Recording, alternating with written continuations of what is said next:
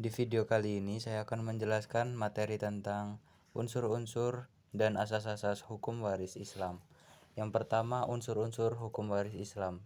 Yang pertama ada pewaris. Pewaris ialah seorang yang telah meninggal dunia dan meninggalkan sesuatu yang dapat beralih kepada keluarganya yang masih hidup.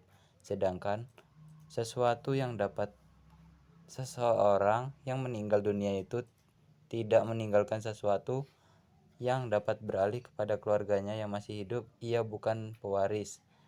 Dalam hukum warisan Islam, yang menjadi faktor-faktor warisan adalah karena hubungan nasab, karena hubungan perkawinan, dan karena hubungan wala atau budak. Yang kedua, harta warisan.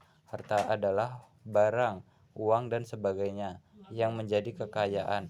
Sedangkan harta warisan adalah barang atau benda yang ditinggalkan oleh orang yang meninggal dunia yang menjadi hak ahli waris setelah dikurangi untuk kepentingan biaya perawatan jenazah, hutang-hutang, dan wasiat. Pengertian ini antara harta peninggalan dengan harta warisan dapat dibedakan. Harta peninggalan, seluruh barang atau benda yang ditinggalkan oleh seorang telah meninggal dunia, dalam arti barang tersebut milik orang pada saat meninggal dunia. Sedangkan harta warisan ialah harta yang berupa barang atau benda yang berhak diterima oleh ahli waris. Yang ketiga, ahli waris. Ahli waris adalah orang yang mempunyai hak harta warisan yang ditinggalkan oleh seseorang yang telah meninggal dunia. Kemudian orang yang mempunyai hak sebagai ahli waris dalam hukum Islam ada 4 faktor. Yang pertama, adanya perkawinan. Suami ahli waris istri, sebaliknya istri ahli waris suami. Yang kedua, adanya nasab atau hubungan darah. Yang ketiga, wala. Orang yang telah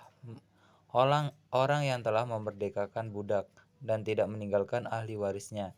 Yang keempat, hubungan secara Islam. Orang Islam yang meninggal dunia tidak meninggalkan ahli waris dan harta warisannya diserahkan kepada Baitul Mal untuk kepentingan umat Islam.